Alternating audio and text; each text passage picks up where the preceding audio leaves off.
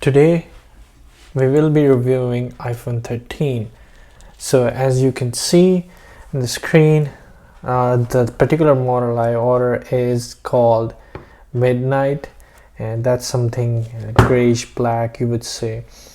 And let's see if it does make sense to use this phone in 2023, and how does it perform and what are the features it has. So let's do the unboxing of it. As you can see, it's a particular slim box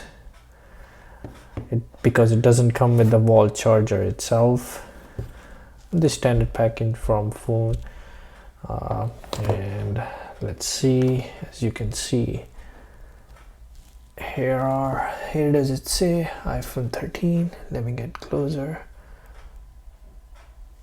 All right, and let's open it up.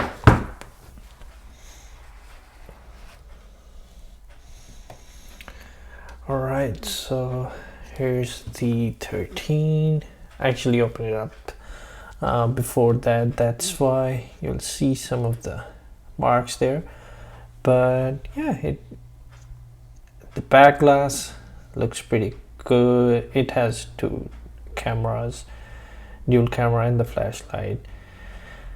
And here is the volume button, volume controls, the SIM card if you still want to use the physical SIM instead of eSIM, and here are the power button, and here you can see all the controls marked down on the paper.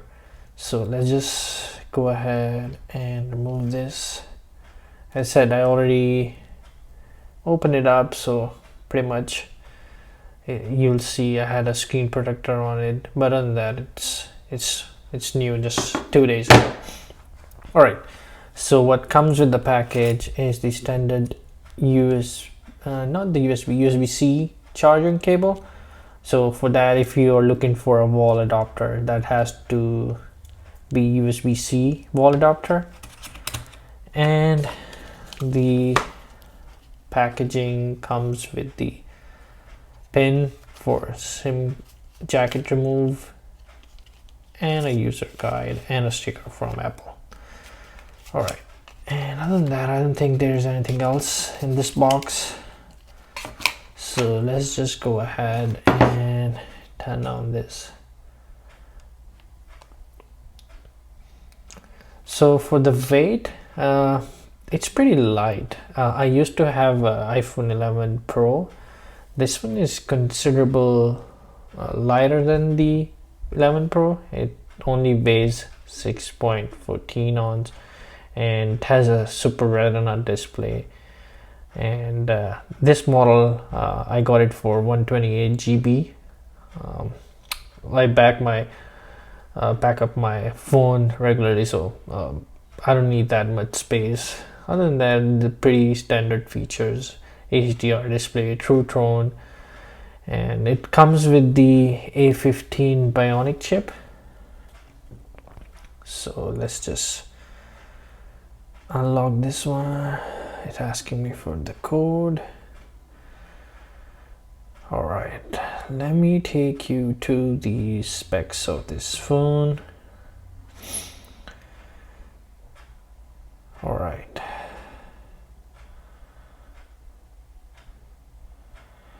So this particular model is with AT&T, and let's test the camera out actually.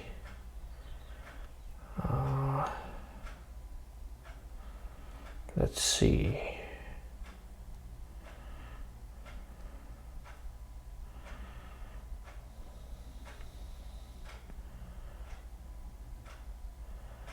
All right, let's try the camera out. So this is the regular, and this is the wide angle lens.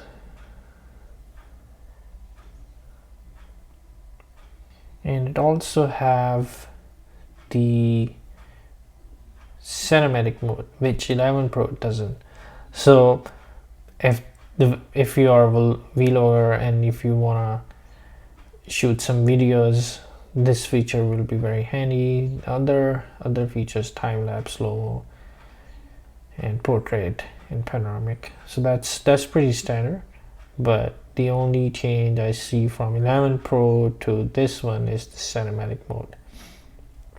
All right, so this is pretty much it, guys. I for now really like this phone. It's slim, it served the purpose. I didn't feel any change. The screen is a bit larger than the 11 Pro, so yeah, I would say for regular user, day-to-day use, I really don't like the Max Pros because they are really hard to carry in the pocket, and also with one hand holding, it's not easy to use. So I really like this side of the phone. 6.1 is, I think, more than enough for the daily usage. So yeah, I would say it's still a good phone, so I'll give a thumb up.